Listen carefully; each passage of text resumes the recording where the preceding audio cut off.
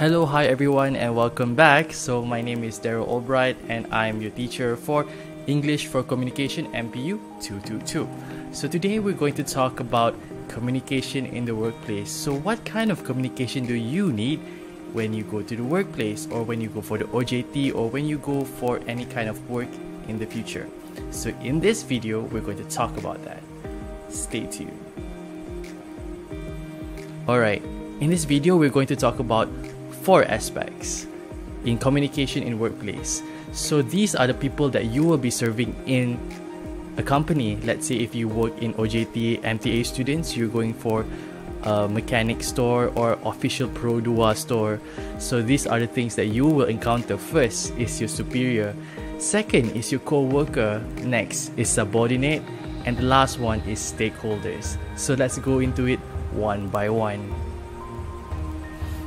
Alright, so we're talking about superior. Superior here means someone above you. It could be your boss, it could be your supervisor, or it could be your manager. So here, I give you several tips for you to communicate well with your superior. First is learn to accept instructions or feedback. Second is ask for help when you need it. And the last one is explain problems that you encounter in your work when necessary. So let's go into one by one, alright? So here, learn to accept instructions or feedback. So when you talk with your boss, sometimes he or she will give you instructions, or he or she will give you some feedback. So when he or she gives you that kind of instructions or feedback, so you must learn how to accept it with open heart in your workplace. Next is do not shy to ask for help. When you go for your workplace, right, to your workplace, sometimes you need help from your boss. So when you want to ask for help, make sure you are courteous. That means bersopan santun. Alright, next one is explain your problems that you encounter in work when necessary. Bukan semua problem you need to explain to your boss. Sometimes when you encounter problems, then you explain to your boss. Kalau tak perlu, tak payah, because your boss has a lot of things to take care.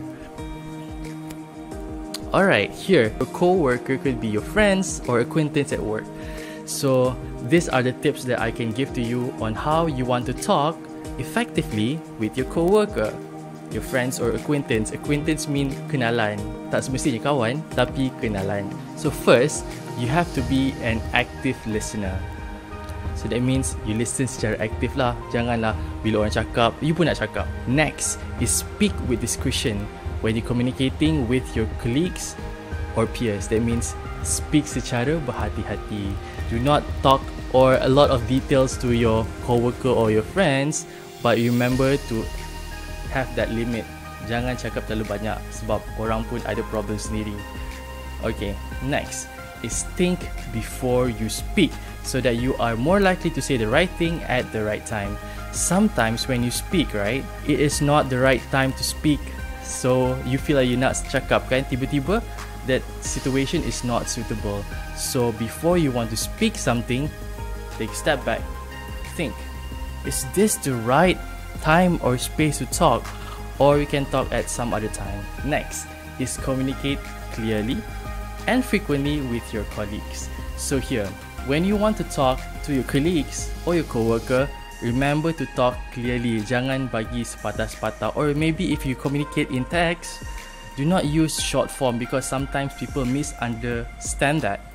You know, I X you. People could feel I don't like you, I don't want you, you know. So if you want to speak in the future with your coworker, make sure you write in full sentence, or you speak in full sentence, no jargon, no ayat-ayat pendek. Let's move on to the next one. Alright, subordinates. So in the future, lepas OJT, when you work in the real place, you might have subordinates. Subordinates means the person under you or people that you take care of. When you are a supervisor or when you are a boss, sometimes or most of the times you have orang bawahan. So remember to speak in the polite way, because sometimes if you speak secara mindlessly ataupun in bad languages or whatsoever, sometimes your subordinates akan terasa. So please bear that in mind. So remember to speak secara bersopan santun or courteous with your subordinates. stakeholders. So stakeholders here could means your customer, or it could be your investors in the future. When you start your company, you akan cari pelabur or your investors. So remember to speak politely and do not bagi them pressure for them to, follow what you want to do. So remember, when you speak with your customers or when you speak with your investors, speak appropriately, see the location and time, and make sure everything that you speak is suitable for that situation. Alright, this is important. When you speak, sometimes there's communication barrier. Communication barrier here means when you want to speak to someone, suddenly the person do not understand. Why? Because there's a communication barrier. Ada penghalang dari segi komunikasi. Alright, so in this situation, you, the one with the phone, and the other person is the one angry here. As you can see, there's a zigzag. That is your communication barrier. When you want to speak with someone and your message doesn't come across, that is because there is a high communication barrier. So how you want to overcome that communication barrier? So I'm going to tell you the tips to overcome the communication barrier. Okay, communication barrier in the workplace. So here, there's 4 aspects that you have to think. First is words, second is context, third is environment, the last one is information. Let's go into it one by one, alright? So here, words. So words, sometimes when you speak to other people in the company or your customers, sometimes words can be misunderstood or get in the way of communication for several reasons. Sometimes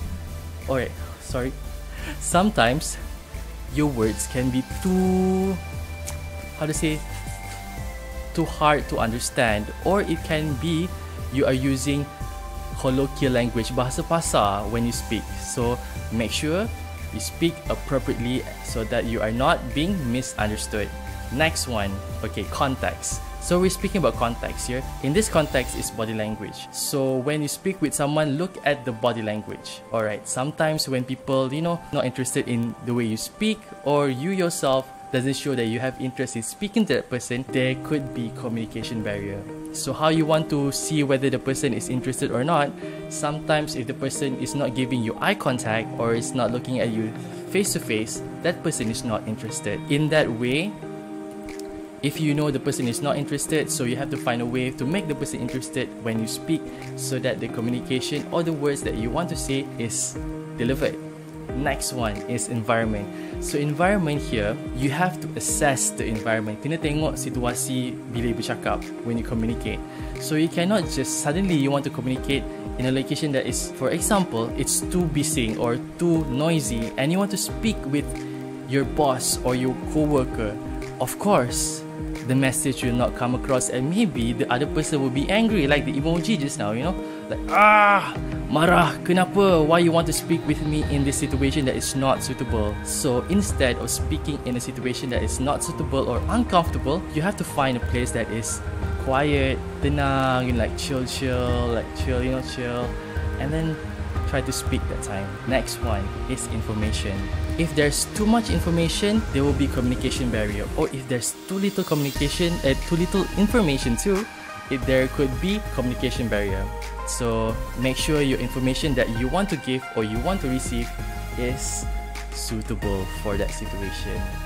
So these are the 4 aspects or the 4 tips that I could give to you when you want to assess a communication barrier, or you want to lower down the communication barrier between person A, which is you, to person B, which is the other person. Could be a subordinate, could be your co-workers, could be anyone that you want to speak to.